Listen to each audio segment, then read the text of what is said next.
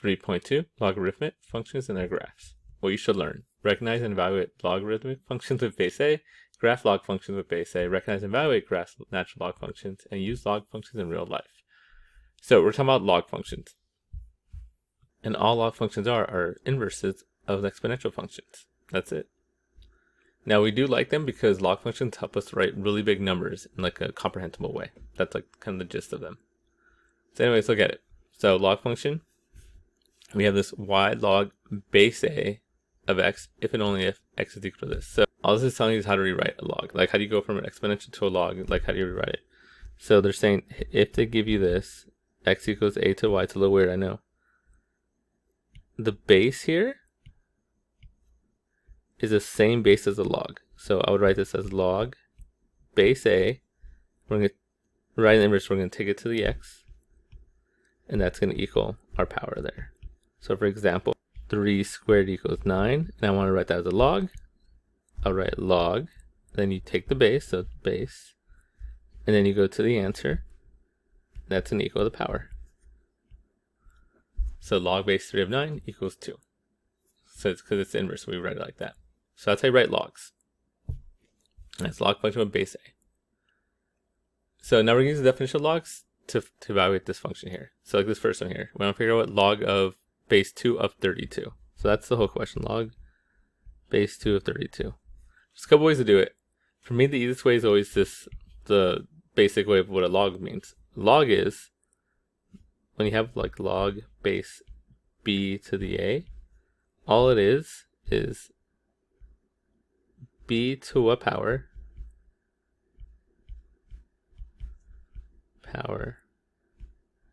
equals a.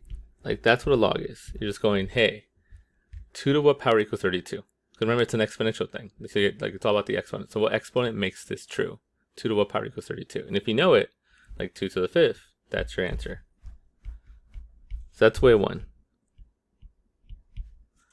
Way 2, if you don't know it, set equal to x and then rewrite it. So like on this one, if I have to do that one, it'd be log base 2 of 32. I'm going to set equal to x, I'm like, I don't know it. And then rewrite it. You take the base first, the base is always the same. Set it to the answer, and it's an equal the power. But honestly, you end up with the exact same question, right? How do I solve this? Try to get the bases the same. 2 to what power equals 32? That would be 2 to the 5th. It's the same thing as 32. So x equals 5. There's no x in this question, so you just say 5. Right? So that's how you do logs. There's kind of two ways. If you're not sure, you could set equal to x and then rewrite it and then solve it that way. But honestly, you're kind of doing the same thing. The key there is understand what a log is. And a log is this base to some power equals this number. If you can find out what that power is, you solved it. So let's look at the next one. Log base 3 of 1. Right? So 3 to what power equals 1? 0. Anything to 0 power equals 1. So the answer here is 0. The next one, a little tougher. Log base 4 of 2. So again, all we're going to ask ourselves is 4 to what power equals 2. Now, how do you go from 4 to 2? Square root of 4 equals 2. How do you get a square root as a power? If we remember, square root's a 1/2 power. So the answer here is 1/2. 4 to the 1/2 power equals 2. Again, if you didn't like that, you could always just solve it. But write log base 4 of 2 equals x, and then we just rewrite it. 4 to the x power equals 2. And then the way we'd solve this, try to get them to be the same base. So I could write 4 as 2 squared. X equals 2 to the first. And in that case, once you get the bases the same, you just solve the powers. So 2x equals 1, and x equals 1/2. So again, two ways to do it. If you're not sure what the power is, you can always, I always do this. If I'm not sure what the power is, if I don't know it, I just set equal to x and then rewrite it. If I do know, I just solve it. Next one, right, that's going to be log base 10 of 1 over 100. So this one we can do some math first. I'm like, I probably could think about that, 10 to what power equals that, but I can rewrite this a little easier. This is log base 10 to 1 over 10 squared. Right? So And then I can even write that a little bit more. It's 10 to the 10 to the negative 2, right? 10 to what power equals 10 to the negative 2? Well, negative 2, of course. And that's that one. That's actually a rule we're going to learn. Anytime these are the same, that whatever the power is, that's your answer. So we'll talk about that more. If I like the common logs on a calculator, so all we're going to do is plug these in. I'm not going to do all of these. But I'll do a couple. I'll do A and C. Should work. Log base 10 of 10. So on our calculator, we're going to do log. Now, if you don't see a base, that's the default on our calculator is base 10. So this would fit. It's log base 10 of 10. We should know the answer already. If they're the same, automatically 1, right? 10 to what power equals 10? 1 does. Right? I'll throw in B, actually. We're going to change that to B. Let's do another one. Log base 10 of 2.5. Right? 10 to what power equals 2.5? I have no idea. So I'm going to use a calculator for that one. Log base 10. Remember, if you don't see a base, it's base 10. 2.5. And I get some decimal. 0.39794 or something. Do it there. Most of the time, use nearest thousands will work. So 398 would be a better answer here, I guess. C, let's do log base 10 to negative 2. Again, if you think about it, 10 to what power equals negative 2? Like, how do you go from 10 to negative 2? The trick is you can't. Log can't be negative because you can't take a power and automatically make it negative. You get a non-real result. So this is not possible. No solution. Okay, let's move on to the properties of logs. So the first one, log base A of 1. So that means A to what power equals 1? Well, that's 0. We kind of talked about this earlier, right? Anything that's a power automatically equals 1. So anytime you have log base A to 1, it's automatically 0. So that's an important one you want to know. The next one, what if they're the same? Right? If I give you like log base 3 of 3, you go 3 to what power equals 3? Well, 1. So anytime they're the same, it's automatically 1. Because for the same kind of reason. So we got that one. Kind of jumps off of that one. If we know this is 1, then whatever the power here is kind of like the last man standing, so it equals that thing there. But actually what's going to be helpful is this one over here too. There's a certain rule right here, it looks a little funky, but if you have a power, if the log is from a power to a base like this, these guys cancel each other out and you just get x. So like for another example, if I give you like 8 log 8 of 4, well these are going to cancel out, you just get 4. So some funky powers there. The last one here, if log of A of x equals log of A, well then you just cancel out these logs and you just get x equals y. Okay, so let's use some properties. This first one here, solve for x, log of 2 of x equals log 2 of 3. Well, these are going to go away. And you get x equals 3. The next one, solve for x. Now there's a reason why these go away, and we'll talk about it more, I think, in the next lesson. But just, I guess right now, just trust me. Solve for x here. So this one, what does x equal? Well, these are the same, so it's automatically 1. Right? When you see it like that, it's 1. The next one, which is simplify. Well, again, these are the same, so this one is going to be our answer. Like, these are going to cancel out, you just get x. And the same thing here, right? When in time these two guys match, they cancel out, so you just get the 14. So that's using properties to simplify logs. Graph the log function. So it's just the inverse of an exponential function. And that's literally how you graph a log. That's what it looks like. It's going to be like the inverse of this exponential here. So let's do this one first. We're going to graph these two, and you're going to see how to graph a log. So first let's graph this guy, right? Plus 0, we learned last time. There's an asymptote at 0. My A is 1. The number in front, there's a number in front across. There's no number in front of the 2, so our A is going to be 1. We're going to go 1 above that. And since it's 2, if I plug in 1, I'm going to get 2 to the first, which is 2. So we're going to cross right here. So to look kind of like this. That's our 2 to the x. Now, to graph the log base 2, remember the base is always the same. All we have to do is find the inverse of that guy. So we're going to find the inverse to the x. Remember the way to find the inverse, you're going to flip it across here. Let's take a couple points, like this point there is 0, 1. So we're going to flip it onto this thing, and we're going to get the point 1, 0. Now we had an asymptote at y equals 0. What that happens here, when you flip it, it becomes x equals 0 is your asymptote. And we're going to do it look like this. That's our log base 2 graph. And that's what a log graph looks like. It kind of looks like, it's like the inverse of an exponential growth graph. It looks like that. It's the inverse of an exponential graph in general, is what it is. So that's a log graph. Let's talk about some properties of a log graph right here. So that's what it looks like. There's an asymptote right here at x equals 0. It does have a domain of 0 to infinity, right? You can't hit this, so 0 to infinity. Your range is negative infinity to infinity, going both down and up. There's an x-intercept at 1, 0. It's increasing the whole way, yada, yada, yada. Okay, well, let's get some graphs here. Log base 10 of 2. So again, we're just doing a sketch, something crazy. So there's an asymptote by 0. And it will cross, there's like an A here, like it's like before. The A is 1, so we're going to cross 1 above. And then we're going to graph it to look kind of like that. So that's the first one, log base 10 of x. How do I graph negative? Well, what does this negative do, right? It's a vertical flip. So all we're going to do is flip our graph up and down. So it's looking like this.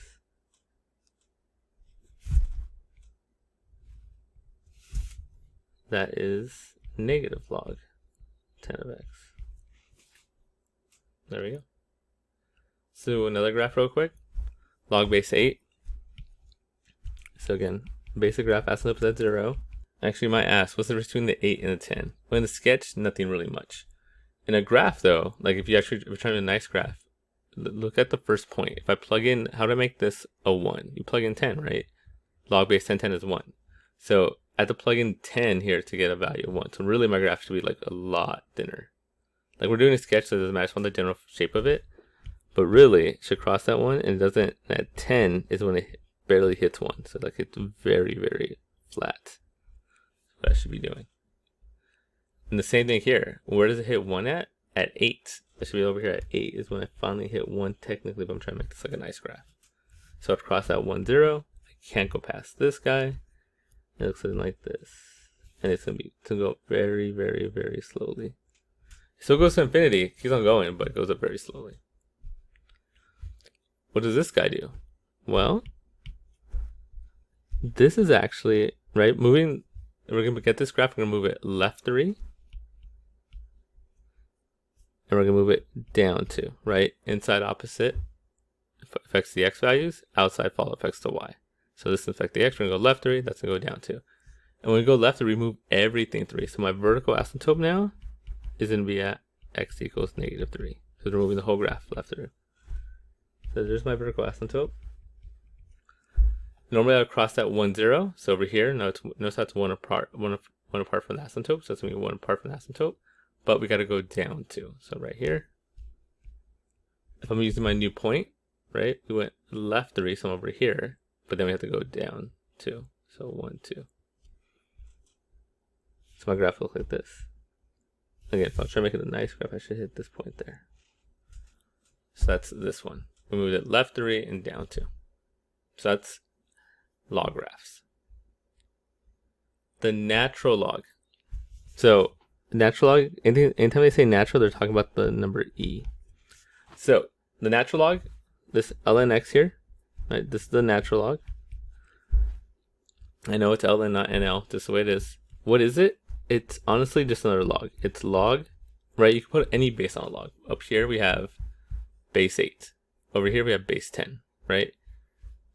There's a couple of special logs. One of them is the base 10 we just talked about. Log base 10 of x. We actually don't need to write the 10. It's the one that we use the most. You just put log of x. That's a special log. So it's called a general log. There's another special log. If you do log base e to the x, that's so special that we call it natural log. So those two things are the same. Natural log is the same thing as log base e. So that's all a natural log is. It's just another log with the e being the base. So how do you graph a natural log? Well, it's another log. You just graph e and then find its inverse. And boom, you got the natural log. That's all it is. It's graph just like a log graph.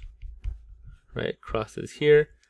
If natural log of x is just log base e of x, right? The way to get 1, like how would I get 1 here, is you gotta plug in e. E is like 2 point something.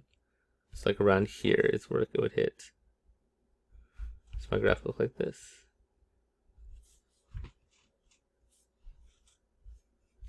So let's do some graphs. Now again, all we're going to do is get this natural log graph and we're going to move it right 4. So the biggest thing here is our vertical asymptote is now at x equals 4.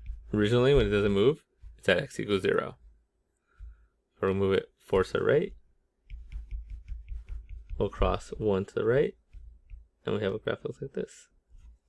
That's the natural log of x minus 4, right? We got the natural log of x graph right here. And we smooth it over 4. Draw asymptote, move it over 1. Next one, this one we're moving up 4. So I think it might be easier if I draw the original one. Looks like this, right? Crosses at 1. I should do it dotted. Something to that effect. And all we're going to do here is move it up 4. So instead of crossing at 1, 0, we kind of cross at 4, 0. Up there, everything else kind of is the same. There you go. That's natural log of x plus 4. Evaluating natural log. Same idea as a log, you just unplug it in. So it'll be natural log of 2, natural log of 0.3, natural log of -1. Let's get out the calculator. If I did natural log, it's right here. You can see ln. ln of 2. Get 0.6931. Let's put around it. Because remember, all this is really doing is just saying log base e of 2. So e to what power equals 2 is all that's trying to say here. Same thing here. E to what power equals 0.3. So natural log of 0.3. That's a negative. Now remember, you could get a negative. You can't plug in a negative. That's the difference. So like you can see here, when I do natural log -1, it's a non-real result. You could get a negative. Look at our graphs. Right? It's negative from here to here. This is where it's negative. The y value is negative here. Right, the y value. So you could get a negative. You can't plug in a negative. Notice there's no negatives in a log graph. You can't plug them in, but you could get them. So I could get a negative as an answer. I can't plug in a negative. I'm going to get a no solution right here. There you go. Non-real result. Okay. Natural log rules, just like logs. Right, natural log of 1 is automatically 0. Anything log or natural log of 1 automatically 0. Natural log of e is 1. Right, that's because natural log of e is just saying log base e. That's that part, and then you add another e there. Well, now they match, so they cancel out. You just get 1. Same thing here. Natural log cancels out. This is the important one, right? E to natural log of x equals x. Right, the same rule, like those two things kind of cancel each other out. E and natural log cancel each other out. You just get x. And likewise, if you have natural log of x equals natural log of y, the natural logs just cancel out, and you get x equals y. So I want us to rewrite this expression. So keep in mind here, the key is natural log of e cancel each other out. So this first one, I can't cancel out yet, but I can rewrite this. The way you flip a power is you make it negative. So e to -1. These cancel out, you just get -1. Over here, e and natural log cancel out, you just get 5. Natural log of 1 is 0. Anything to the 0 power is 1. So I just get 4 times 0, which is 0. And then on this one, natural log of e cancel out again, you just get 2. So that's how you use some natural log properties to cancel those out. Find domain of logarithms. So based on our graphs of log or natural log, we have a new domain. The domain is the inside part has to be greater than 0. It can't even be equal to it, it's greater than 0. Look at our graphs, right? Our basic graphs. The asymptote's at 0, so you can't equal 0, but you could be greater than it. So that's the domain of log or natural logs. So all we're going to do here is do each one. So x minus 2 has to be greater than 0. X is greater than 2. That's my domain. 2x minus x is greater than 0. Let's see. I guess I'll do it the proper way. Negative x is greater than -2. Divide by -1. Remember, when you divide by negative, you do have to flip the inequality. Right? Because I have to divide it by negative. So x is less than 2 is my domain. And this one, natural log of, x squared is greater than equal to 0. Well, if I square root both sides, to get rid of the square. You gotta watch out. So you have x is greater than 0, but that's the positive version, right? There's still a when you take a square, there's a plus and minus. What happens to the minus? Oh, you multiply by negative, so that switches inequality. So you get x is less than 0 also. So we have, our domain is x could be greater than 0, or x could be less than 0. Also known as x just can't be 0. So either way you want to say it. That's the domain, and that's the lesson.